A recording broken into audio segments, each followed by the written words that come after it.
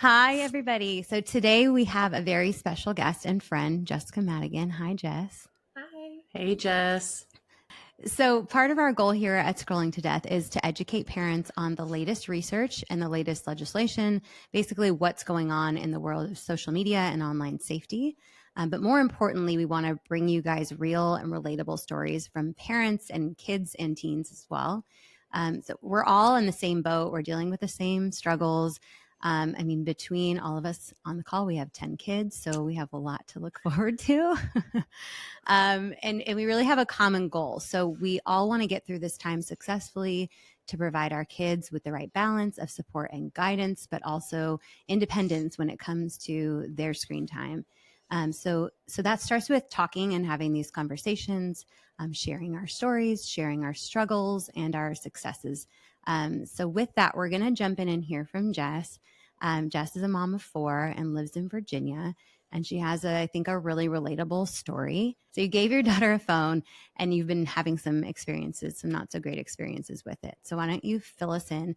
And we're not going to say any of the kids' names for privacy. So Jess, we'll kind of let you tell your story and then we'll chat about it and see if we can help other parents who are dealing with something similar. Yes, absolutely. I'm so excited to share. So, yeah, um, about 3 or 4 years ago, my husband and I had we were going through the throes of motherhood, parenthood. I'm sure many of us who are moms and parents can relate to like just needing to entertain your older kids while you could take care of the younger ones. My father-in-law had just transferred he just had just gotten a new phone, and somehow in conversation offered it to my daughter, and we thought about it for a minute and we're like, sure, she can just use it, while we're connected to Wi-Fi at home, kind of just use it as like an iPad device. So she was about 7 at that time, and we just used it to send her pictures and allow her to like FaceTime with grandparents. Mm-hmm. Uh, and it was up until maybe a year ago when like YouTube became a thing, like it was pretty innocent. I would say she would kind of pretend to be a YouTuber and she would record Mm-hmm. herself. It was super cute.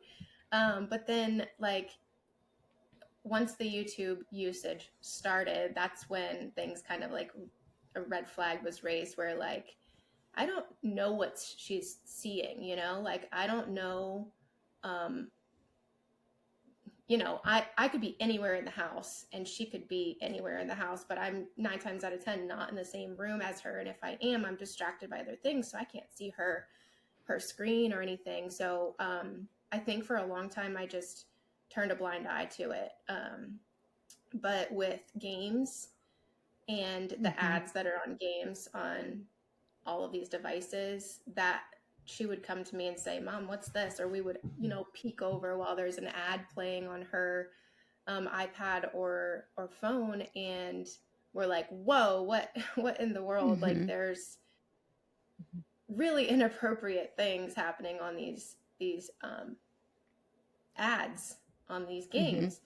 So I think for me personally, I used it as a tool to keep my child entertained for many years. And I I think I wanted to believe that it was innocent for a long time. So up until this year, she only had contact with family members on her devices. We didn't have her have any friends. And then she just started 5th grade this fall Mm-hmm. and came home and said, Mom, I need you to type in my passcode so I can get so and so's number. And it was like the chaos and busyness of like after school. And I was just like, whose number, like, okay. And so I Mm-hmm. kind of just checked in with myself and it was like, okay, I'm going to let this go for now, but I'm going to make sure that I stay on top of me. What's the word? Monitoring. Monitoring, Mm-hmm. monitoring that group chat thread that was created with 4 other kids her age. Mm-hmm. Um, three were boys, two were girls. So she was one of the girls. Mhm. And they're in fifth grade. So they're 9, 10, Mhm. 11 age. Yeah. Um, and so a couple weeks ago, this is very fresh. So I just want to say, like, if the parent of this child is listening, this is not an attack on you or even people whose children have been exposed to um, things on the internet that may have spread from your children to other children. Like, this is not an attack on you as a parent. This is really to just raise awareness and help other parents to understand what your kids may be exposed to and deal with that how you feel compelled to. But for me, it was really important for me to make sure that I knew what was going into my daughter's head. Being someone who struggles with mental health myself, I really care about what my kids ingest mentally. Like, that's really, really important to me because we're raising little adults. They're going to be adults one day and they're going to have to process all of the things that they're going through now as kids. And so staying ahead of that for me is really important. Yeah.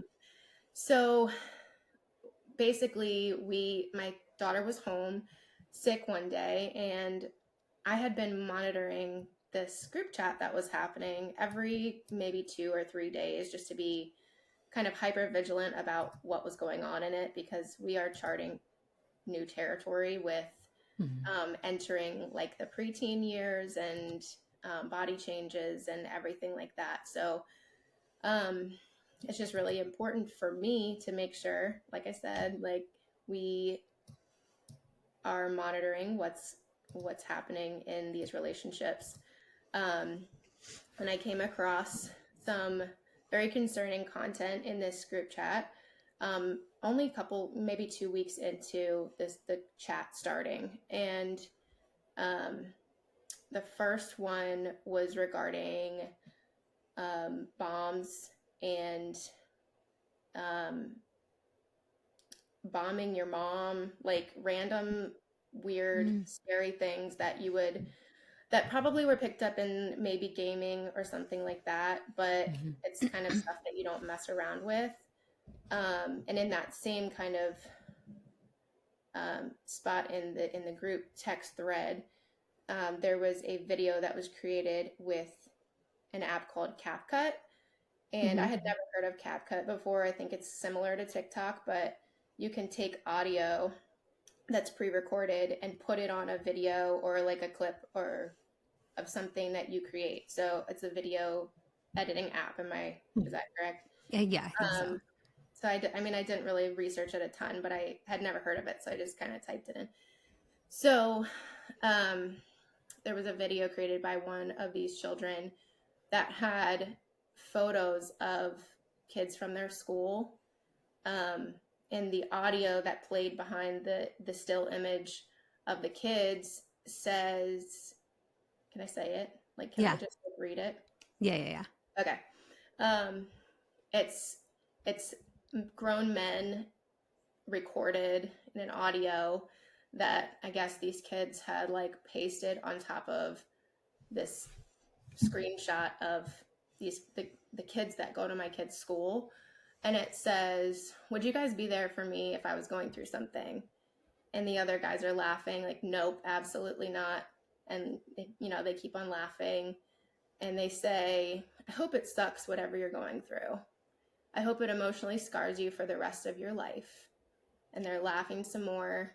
And then they say, I can't wait to go to your funeral knowing that I could have changed that outcome. What? Yeah. This was just this was just an The audio of audio someone. recording that they pulled like from CapCut and Got put it. it on top of an image Photos that of the they kids. created of 4 kids from their school. Was it the same 4 kids that were in the group chat, Um, or just different Two of kids at them school? were, two of them were not. So it was Gotcha. randomized. Mm-hmm. So my daughter and my husband and I were all like in the room when I came across this, and I was like, whoa, whoa, whoa, what is this? And so we watched it together. And I could tell that it made my daughter really uncomfortable. But the fact that, like, we have a very open and honest relationship, she and I, and the fact that she didn't, it was only a day, like it had happened the day before we found it. But the fact that even something like that was too scary for her to come bring to me, or excuse me, or that she didn't feel, maybe she was embarrassed to bring it to me, like she would maybe feel like she was getting that kid in trouble or something like that. But we had an opportunity to walk through it together because I caught it. And so after going through a couple of more messages, there was another one that was another video, and it was like the video was, it wasn't like anybody's face or anything. I think it had already been created on CapCut. It was just sent to directly. This one was directly from one child to my child, and it said, "The person that sent you this was too afraid to tell you this in person or in text, but they wanted to tell you that you're trashing the game. Oh my gosh, like even a monkey could do it better than you. You're too stupid to even comprehend this message." Okay, bye. So bullying. Yeah. And like, I can't wait to go to your funeral knowing that I could have changed the outcome. That was dark enough for me to like get chills in my body. And the fact that these kids are 10 and they're being exposed to this kind of content and don't have anybody helping them like walk through that and recognize the danger that comes from that. Maybe they're joking, but there is a lot of weight that goes behind that. I don't think, that not all of it goes seen, because and then I felt the need to reach out to the parent and say, hey, this is what's going on. I found this on this group chat, and this is not something that I take lightly or our family takes lightly. And we'll need to block your child from communicating with my daughter. And this is not an attempt to like single you out or push you away, but this is to protect us. So, yeah. How was that accepted by the other parent? So, she was very receptive and apologetic. Good. And she said, this child, my child will no longer have access to the internet. This is a second offense. And we're taking away their devices until further notice. Okay. Yeah. How you doing, Jess? How you doing with that story? I just want to check in with you. That's my first thought of a mom, having to just be so real and vulnerable about her kid's story. How you doing? Thank you. I'm feeling a little heightened every time it comes up. It's just kind of like, ooh, and I think we're the first generation that's having to deal with this. So there's no textbook on this. And I don't feel like we are navigating this. And I've never been a parent to a 10-year-old before either. So I have a lot of grace there. What are the pros and cons of our kids having these devices? Because 9 times out of 10, they just want to play those stupid games that have the ads are probably more prevalent than the actual game. The time, like the screen time that they get on the game is less than the ads that pop up. And Lord only knows what's popping up on them. And so we just decided, if you want to call a family member, FaceTime a family member, you can use my phone. And guess what? We made a mistake, and everybody makes mistakes. And this has nothing to do with what you have. Like, you haven't done anything wrong, but we made a mistake by giving you a device too soon. Jess, can I ask you for just clarification? How did you find it? Did you find it because you were just doing your regular like monitoring of it, or was her device in front of her and she was kind of going through it and you were looking over her shoulder? If you don't mind clarifying, Yeah, how sure. did you That's a find great it?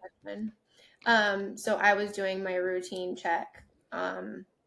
My mommy instinct tells me to, Mm-hmm. check in on my baby's devices. So I get in there and I scroll through messages, and I've told my kids this is not an attempt to um, invade your space or your business, but you're still my child. You're not 18 yet. It's my job to help manage what goes in, what you see and what you take in. And go So a ahead. couple thoughts I had is, did she, when you were doing that routine check, and this is like some questions I have because I have like a little inkling here, Yeah, right? sure. When you were doing your routine check, did she like fight like, Mom, like, no, I don't want you to take my iPad, or I don't want you to look at these, or was No. she willing to give those to you? She's always willing to let me look at her So devices. I think because of the relationship that we have, it's very open and transparent. I think absolutely. that helps her to know that I'm not out to, you know, make her look bad or Bears punish her, her, right. embarrass her, anything like that. My goal is to keep her safe, and I think that she knows that. That's the underlying, felt sense for her that I'm here for her. Yeah. I'm, you know, and I think Oh, she go ahead. and it makes sense because even when you kind of looking at those videos or text messages or kind of whatever kind of memes or whatever the kids made, you mentioned something that it was so heavy, right, and it was so dark, that it's probably hard for even 10-year-olds to put words to and communicate like how this makes them feel. They probably get this sense of like, I feel uncomfortable, but I don't know why. Yeah. And this doesn't seem right. It doesn't seem good. And then you mentioned something, you mentioned another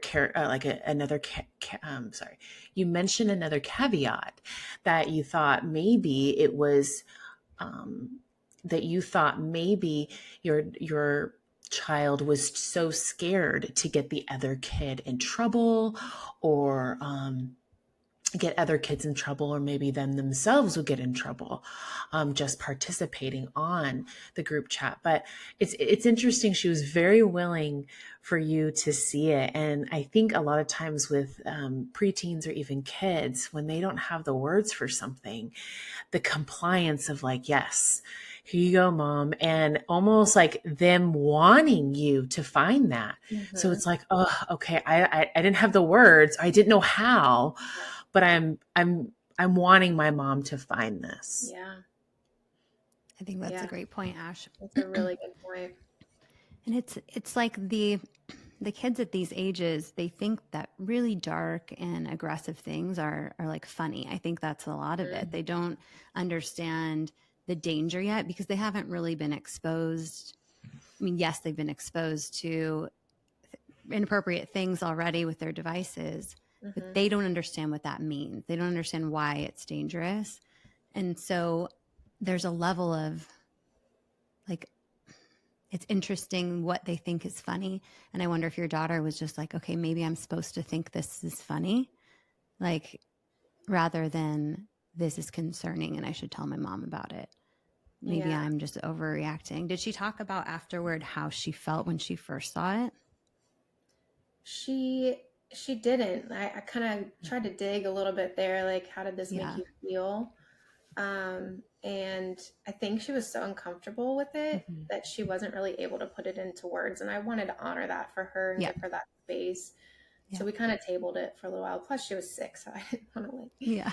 She was tired and sick, and I was just like, And the monitoring is a big, big conversation that we're hearing all over the place. And mm, a lot of the experts that we're hearing from are not big fans of monitoring when it comes to these devices because it's like a breach of trust. And I think, but when I hear it referenced that way, it's in older kids. I think it's more like on the teenage age range, and upper teens, where you need to start giving them some freedom and really focusing on, and this applies for all ages, but focusing on the strength of your relationship and the closeness of your relationship, so that you don't really have to monitor. You'll be able to tell if they're participating in something that is making them act a certain way, then you'll sort of know that now might be a good time to step in and monitor.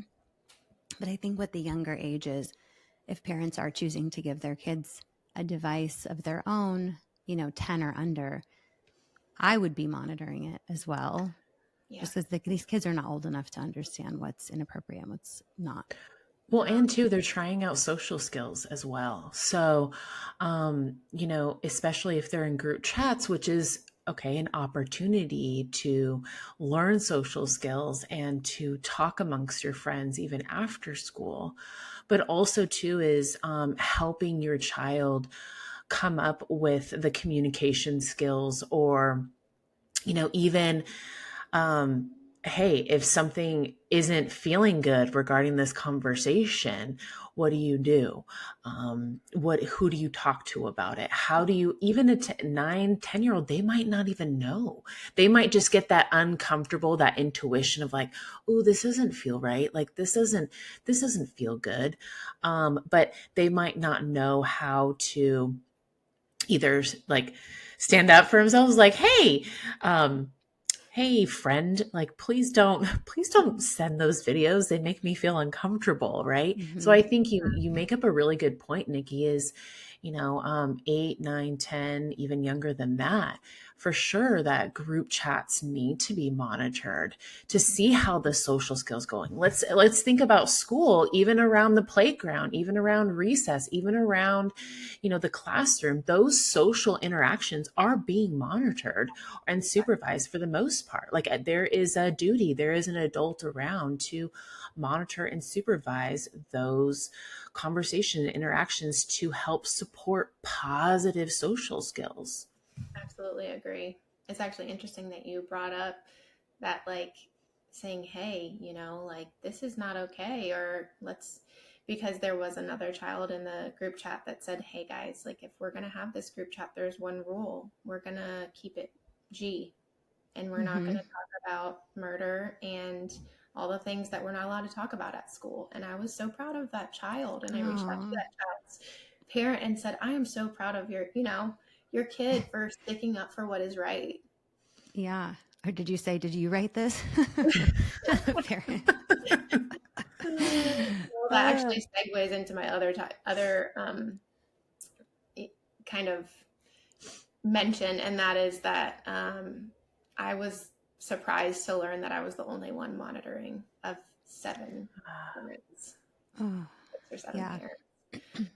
And that kind of took me by surprise and kind of made my stomach turn a little bit. And like I said, like it's not to I'm not trying to blame anybody, but if we're giving our kids devices, it's our job to make sure that they're okay. What they're doing with their screen time is not actually detrimental to their mental well-being. And just purely whether or not they're seeing inappropriate things, just purely the amount of time these kids are spending on the screens is bad for their brains and bad for their development, bad for their physical health, all these things. And so despite the fact that more people are talking about all these things, like that is my experience too, is that most parents are not even thinking twice about it, at least in my communities and what I hear from people like you. And so the goal here is to like bring this more mainstream. Like everyone as parents need to think critically about their decisions around screen time and create shared family values. Like this is what our values are within this family when it comes to our screens.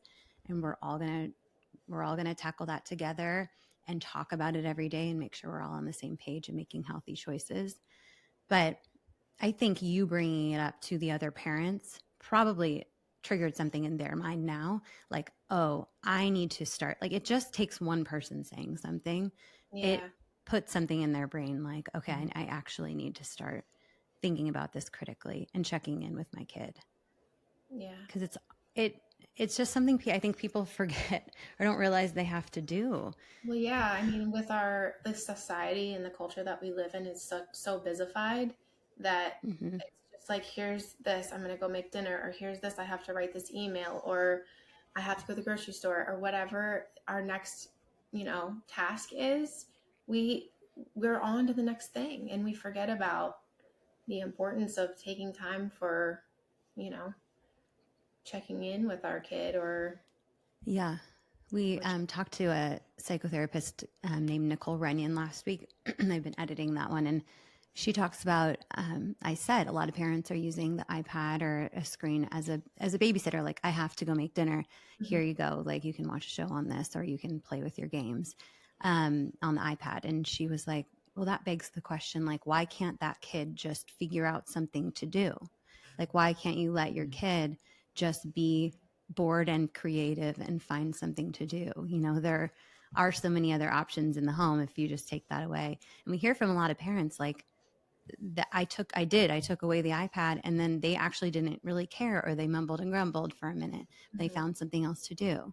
yeah. So I think we think it's easier to give the screen when really it's better for their development and all these things, but it's actually not as much of a struggle as we make it seem, to just be like, you figure something out for 30 minutes while I do this other thing.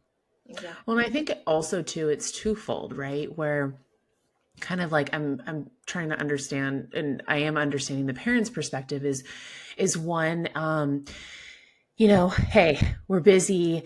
We got a lot going on. Again, like what Nicki said, there's 10 kids. There is 10 kids amongst us three. I think I can talk.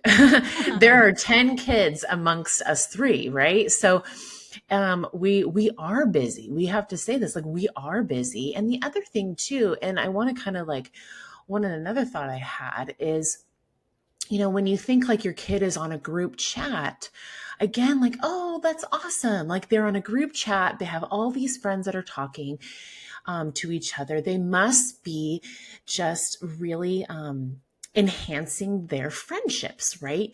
And they're on this group chat, they're talking to their friends, and it's like, wow, my kid is developing a best friend, or she or he's gotten a lot of good friends. And and so then again, it might go, well, I don't need to check that, right? Because they're just kids. They're just kids on a group chat, and they're just talking amongst each other, becoming like besties.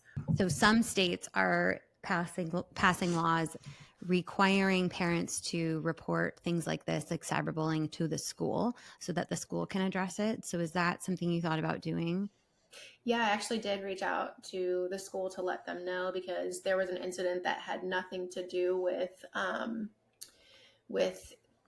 phones or devices or videos or anything like that that happened at the school in my child's class last year. So I wanted them to be aware that actually the police had to get involved in what happened last year, based on the content that was written in some birthday cards. But it was just interesting to me and important to me that the school was aware of what happened, even though it didn't happen at school.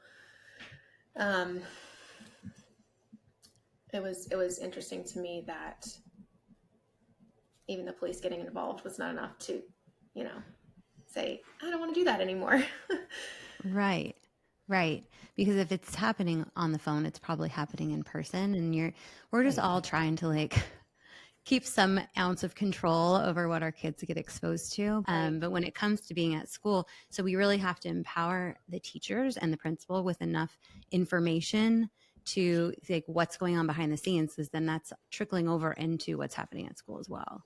Yeah, and that was part of the piece that when I went to the principal and said, this is what's happening, they said, I'm going to notify the teachers so that they can be aware of this at recess, and things that are said in the classroom aren't taken lightly.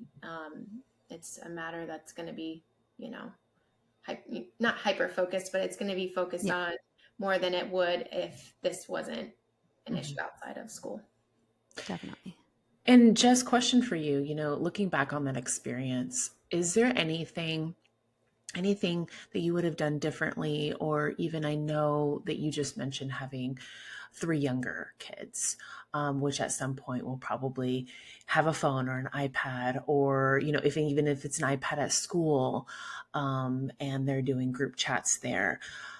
Anything that you would like to share regarding your experience on that and looking back? I think it's one of those things that you don't think that it could happen to you. And so for me, I think that prioritizing, even if it's different than what everybody else is doing, but making sure that you go with your gut, your gut instinct on what you value in your home and with your family and with your kids, and not like going along with what everybody else is doing for the sake of keeping, status or, social status or anything like that. Or I don't want my kid to be the odd one out, which is what, like, that was part of my thought process when my daughter came to me and said, I got to add these people's numbers, like we're starting a group chat. And so I was like, well, I'm not gonna, I'll give these kids the benefit of the doubt. But I think in hindsight, I would have stuck to my ground and said, look, this is our rules. This is what we're going to follow. And I think up until this happened, like, I didn't really see a need to have those rules other than what, my gut was telling me. But I think, it's no coincidence that you guys started this podcast like right alongside of when this happened for our family, because I feel like I was really able to lean in and get a lot of information from everything that you're sharing, and I'm a lot more aware and informed of, things that are happening that I think that we turn a blind eye to more often than not. But the information that's being shared here on the podcast and on your Instagram it's real, and it's helpful to just validate, like, there are things that, that happen behind the scenes. And Jess, I just want to validate the fact that you said something, and I think this has just been kind of the theme a little bit, is you are an expert of your child, and you having that gut feeling of like, I don't know about this, but let's see how it goes, and monitoring it. So having that gut feeling from the very beginning, right? And then also going like, let's monitor it. Let's monitor this. Let's see how this goes. Right. And then catching this, where too, I'm sure it helps the other families that are participating in this kind of inappropriate behavior and communication, because hopefully too, those kids will, get some help and appropriate skills and all of that to continue, having better friendships and communication skills. And another thing that I was kind of thinking about, and I'm not sure if you were leaning into this, but one is, your child coming home and like, I really want to do this. And I think it was great of you to lean into that. And you did have some parameters on that. And then two is, yes, this, the situation wasn't the best, and it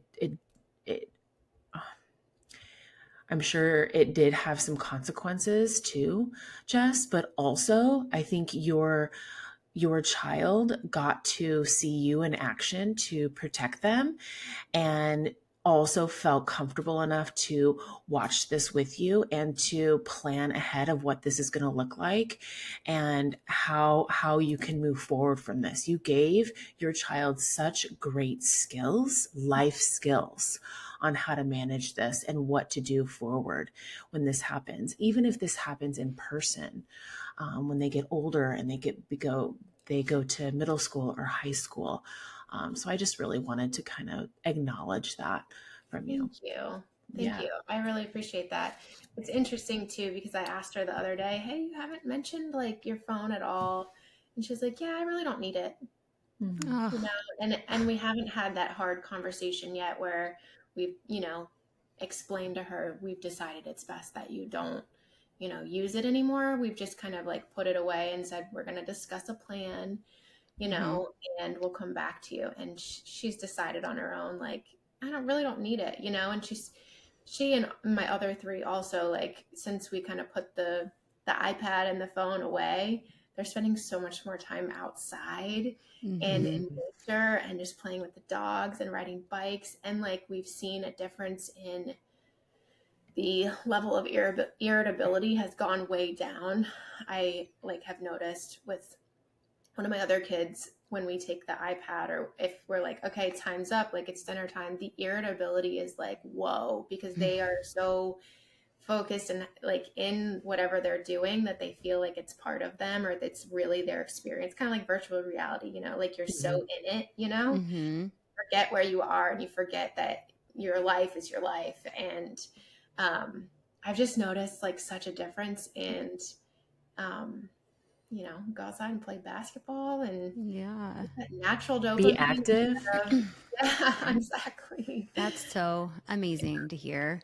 And it's been really interesting to learn about that irritability and like what that actually is, and that they're getting those dopamine hits in their brain that makes them feel good.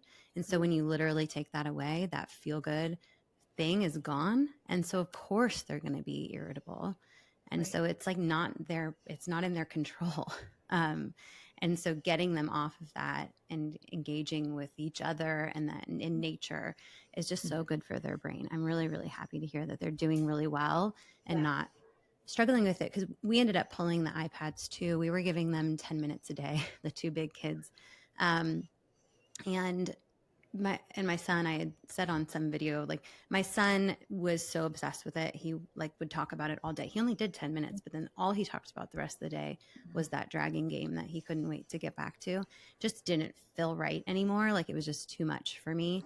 And so I cut it, and it's been probably 2 months, and he's asked about it one time. Like, wow. So it's done. Like he doesn't care. Like if we're in control of it, and if we say, we don't think that's good for you, like, they're not going to challenge us on it when it comes down to it. Yeah. And ultimately it is our decision. Like it's our responsibility to make that decision for them, because their prefrontal cortex, their brain is not developed enough to make those decisions themselves. Totally. And I will say too, to what Ashley said, like, I think that was kind of you and like a connecting moment for you to trust your daughter with having that group chat. Like, I think that you didn't have any reason not to trust her in the situation. And she, ran it by you. Like, this is something I'd like to do. And you guys decided together. So that's that's great. And a great connection piece. Like, you had the trust in her to do that. And I think that's something you learned and experienced together. So I agree with Ashley that was a great connector for you guys. Yeah. I didn't see it that way until you guys just said that, but thanks for saying that. Yeah, absolutely. And another thought I was having too is like, I think just the importance of, I think group chats could be fine, but it's really knowing the kids, it's knowing the parents, because every kid has, strengths and weaknesses. There are some kids, preteens that are doing really well socially and know the appropriateness. Like that one kid that you said that mentioned like, hey guys, let's keep it G-rated, like none of this. So there are some kids that are just really, they've picked up those social skills really great and they're really appropriate. And then there's some kids that are really struggling in that department. If it's developmentally, emotionally. And that's the thing is, we might not know the back end of those stories. We might not know, if our kids on a group chat, what those other kids are struggling with, developmentally, emotionally, socially. And so I think it's also just really important to know the kids that are on there, get to know the parents, get to know the kids, and just really know their strengths and weaknesses. You're going to have a kid maybe that is so appropriate and so on top of it and really picked up social skills really great. And you might have a kid that has just been struggling in that department and maybe more hyperactive, maybe more impulsive, maybe more inappropriate. And then too is how can you prepare? How can you prepare your kid to, hey, if you come across a kid that is really struggling in these departments, like, how do you stand up for yourself? How do you be assertive? How do you remind guys, hey guys, it's G-rated here. Mhm. So if you can't follow the rules, then you're out of the chat, right? Yep. So I think those were some really great points that you outlined, Jess. Yeah. Thanks. So You're why don't we talk about, so you just mentioned that you guys have just put the phone away for now, but you haven't had that conversation about, like, is the phone going away for good, until she reaches an age you guys feel is more appropriate. And I know that, like, taking away a device in response to something inappropriate can feel like a punishment to the kid. Mm-hmm. And we hear a lot of that kind of talk. But in this case, she doesn't seem like it doesn't seem like it's bothering her so much. So I wonder, what are you thinking around, like, keeping the phone away until she's older?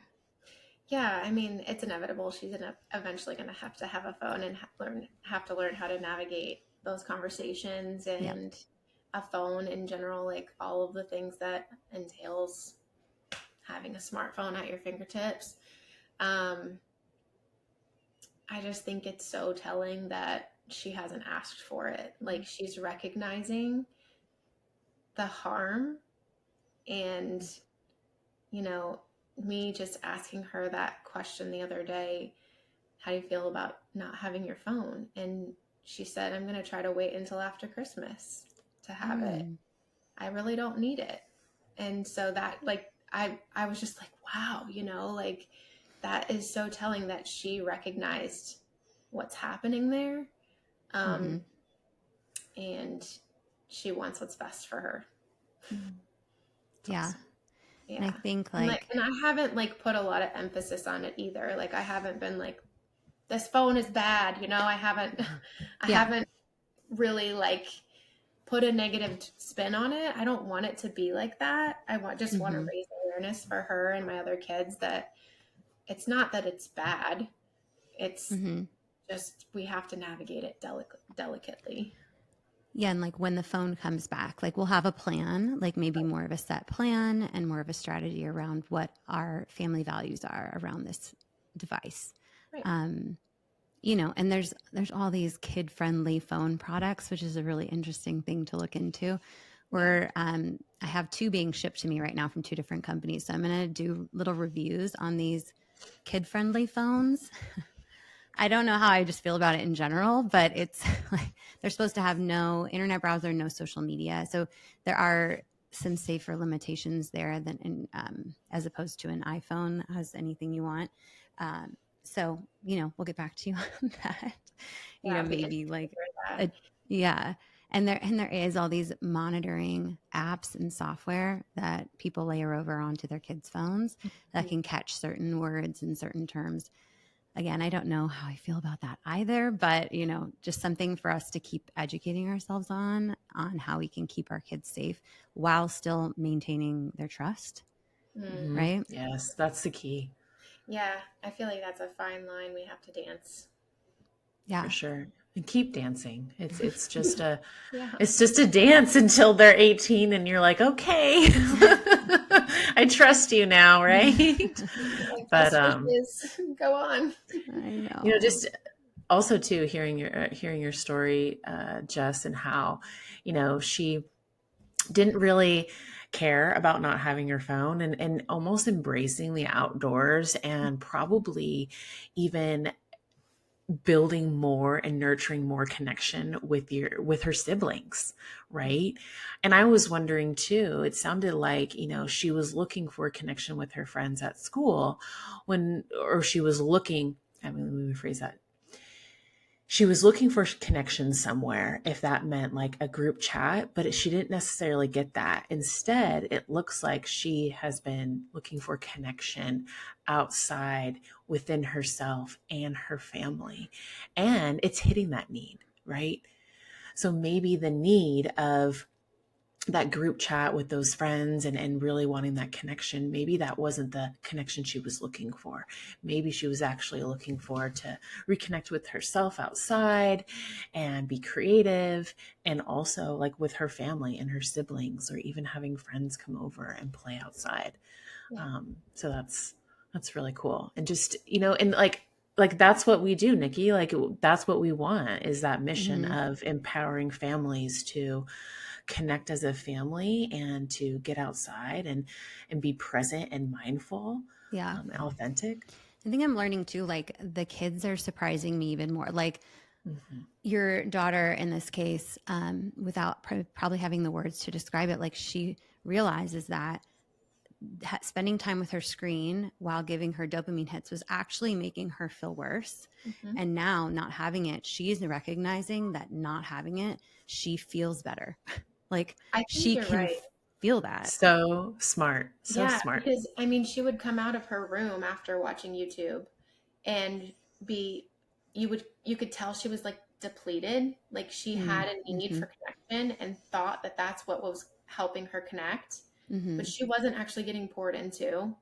Right. She left the phone feeling empty and still needing that real one-on-one or family connection of, let's do something together, that natural dopamine rather than the screen time dopamine. And yeah, I think it is really telling that she's recognizing that organically. Yeah, it's like evolved. So cool. Like like these kids know, and they Mm-hmm. want us to. I mean, Nicole Runyon said it right, Ash. Like they want us to save them. They want us to take away the dangerous things. Like, and they count on Put us for limits that. on. Yes, put limits on when they don't have the words, when they can't identify those feelings. They want parents to set limits, to set boundaries, to It feels safe for them. I bet. yes. Yeah. Yes. I think they definitely feel supported in it. Yeah. And then YouTube's an interesting one. So today our episode is about YouTube Kids. Jess, you should listen to it later. Okay. It's really interesting. There's just a lot of inappropriate content slipping through, and so I think you should give that one a listen. It'll I be definitely interesting. will, for sure. Would you want to talk a little bit about parenting and how you? I know that you've adjusted your approach to sharing your kids online. Absolutely. So tell us about kind of your journey with sharing your kids on social media. I had seen one of your posts many years ago on Facebook that I was like, this is interesting. I want to know more about this. And kind of just have watched what you've done over the years, and as you have started this podcast and advocating for, just sharing the truth about what's going on the dark web with kid content. Yeah. And listening to both of you talk about how exciting it is to share when you have a baby and all of those things. And I've done the same thing. I've gone through, these very exciting milestones, where you're having a baby or your kid turns one or whatever it is, and you've got these adorable pictures that you want everybody to see. But I think that just learning the truth about what happens when your kids' pictures are posted and what could happen to them really scared me. And so I decided for myself and for my family that it's not worth the risk of what could happen to my kids' pictures and videos and personal information. I've always been very conscious of not posting locations and not posting really personal information, where they go to school, things like that. I'm very private. I've always been very private about that kind of stuff, just because it's scary. Like, we live in a scary world.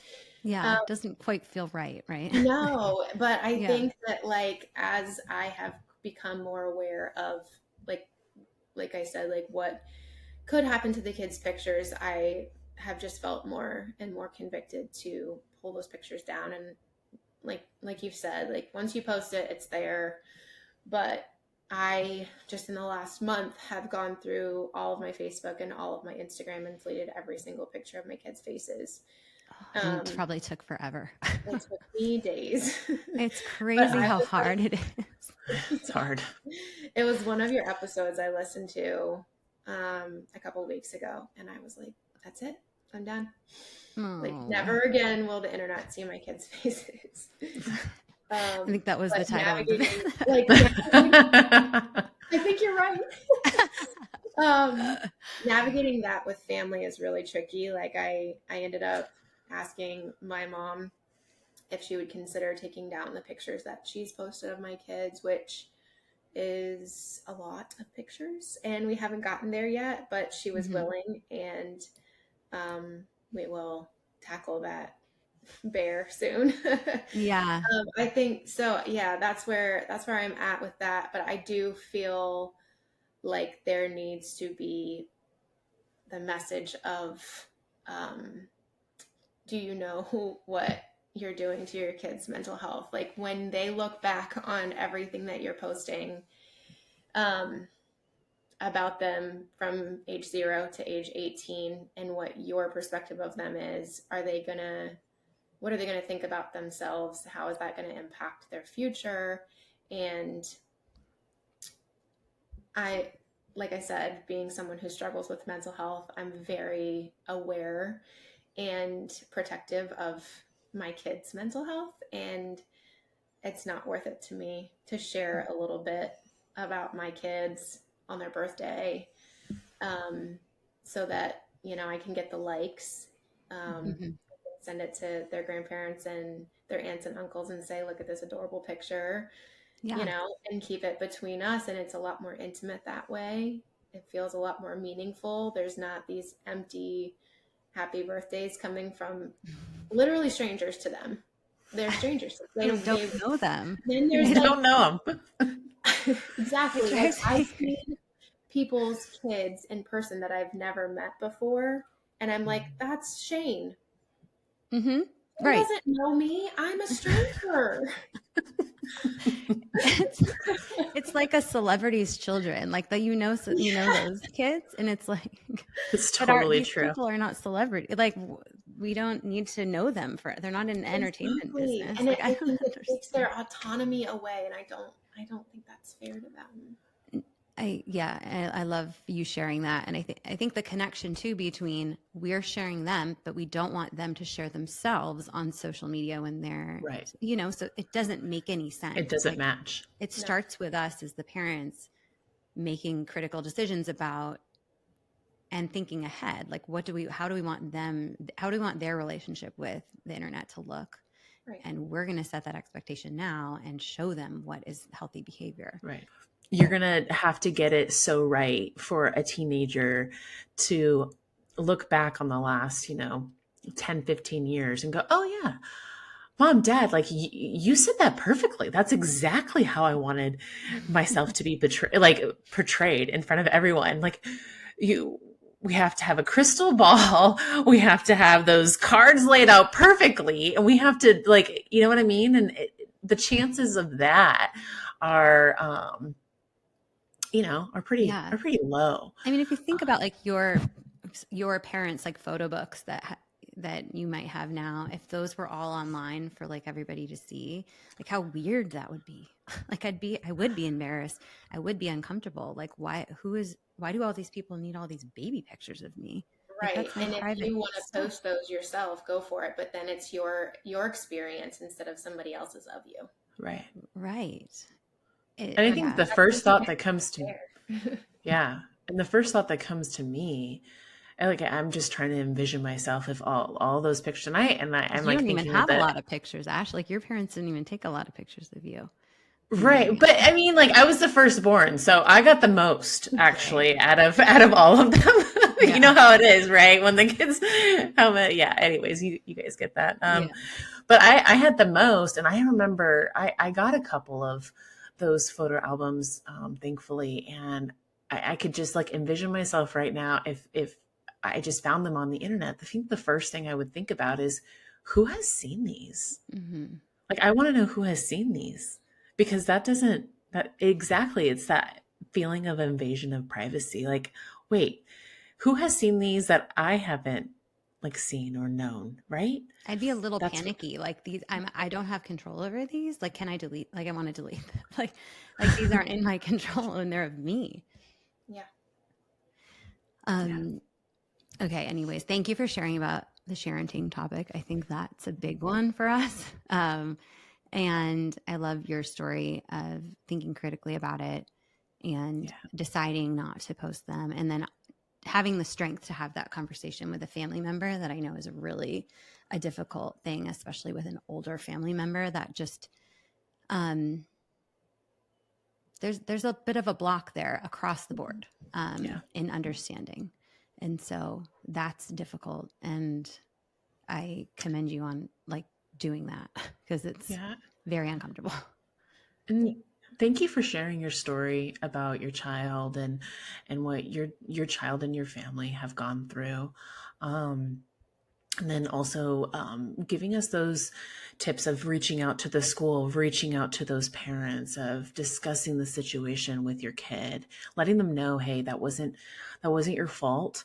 And then two is trying something new, like trying something different, of playing more outside and really seeing like, does my child really need a phone right now? And then your child actually is so smart and so keen, observant, and was like, no, mom, I'm doing great. I'm doing just fine. Yeah. So that's pretty cool. Yeah. Thank you. But yeah, it's just so interesting, like to see the difference in their mood boost after they go out and play basketball for 15 minutes. They come inside. Whoo, that was fun. I'm feeling hungry. Instead of I was going to say, give me a snack. Screen and being like, Mom, I need you, Mom. Like, yeah, totally. You know what I mean? Like, it's just such a huge difference. So I'm really excited that it's interesting because I talked to my therapist about all of this and how to navigate it. And she said, this is actually a really good opportunity for you guys to set these boundaries with your kids early on. Like your kids are young. You're catching this super early, which is such a blessing. I'm really like grateful that we have resources, we have your podcast to listen to, and that we're navigating this with a lot more attention to detail than we probably would have if this didn't happen. Yeah. And sometimes it does take some kind of exposure, something slightly inappropriate happening for the family to just be like, okay, wait a second. Like, let's backtrack for a second and be purposeful in how we're spending our time with our screens. Absolutely, Nicki. Absolutely. Yeah. Really, thank you so much for sharing that story. I do think there's probably most parents are dealing with things just like this. And so for me, like the big things are make sure you have a close relationship with your kids and let them know they can come to you if something inappropriate happens. But if they're not coming to you, like watch them and make sure you're monitoring their attitude and like try to catch these things ahead of time. Talk to other parents about it, right? Like let the other parent know that something has happened, or even before it happens, like get to know the other parents and let them know that this conversation is going on the phones. I think just more parents need to be connecting on these topics. I agree. Be careful with overall, like always be careful with what your kid is looking at on these screens. Do your research on YouTube, do your research on the games with the ads. There's a lot going on there that parents need to think about. Ash, did you have anything that stood out to you, like a takeaway? Yeah. Know the kids. Know the kids. So if your child is on group chats or also messaging on social media platforms, is know the kids that they're talking to. Know the kids, know the parents, have them come over, get to know them. So if the kid struggles with social skills, or if the kid struggles with impulse or hyperactivity or anything like that. And I think too is definitely sitting down with them and coming up with more ideas and strategies to Hey, when something inappropriate shows up, this is what you do. Hey, when you don't feel good about something, come talk to me. Let's talk about it. And putting the communication, like, giving them effective communication skills to utilize that. If something's not appropriate on the group chat, say, hey guys, this is the rule, like keep it G, like just what that child did. So that they just have the confidence and the assertiveness skills to manage that. And then, hey, talk to an adult, tell an adult, tell mom, tell dad, hey, this is what I saw on my group chat or on my social media. And Ashley, I like what you said about knowing the kid's friends. I think in something people could do right now is like, if your kid has a relationship with someone online, like tell him to invite or tell him or her to invite that kid over. Like if you have this close relationship online, it should also be in person, actually more heavily in person. So have that kid over, like observe and get to know the kid. And then maybe eventually you guys can have the family over. But I think that's an interesting thing that we don't think about doing. I just wanted to tag onto what Ashley said, and with the kind of preemptively saying, hey, if this happens, come to me. I think taking it to the next level of making sure that your child feels safe coming to you, and that they're not going to get in trouble. They're not going to be punished for coming to you, that whatever they're bringing to you, it's more important than punishing them for whatever might have happened. Yeah. And that's something we've said probably 8 different times on our different podcasts. Like they have to trust that you're not going to shame them or punish them. So you just can't, like, take a breath. Like you may be upset, but you can't react with like, I told you not to talk to that person or watch that thing, They're not going to come to you anymore if you do that. Nope. Exactly. And that is not what you want, right? Jess, thank you again. Everybody, thanks for listening to Jessica's story. And we're going to continue having parents on, having teenagers on, and different experts in this space. Thanks everyone for listening to Scrolling to Death. Please click follow so we could just continue spreading our word, spreading the awareness, and helping parents out there with social media use in their children. Thanks, guys. Bye, guys.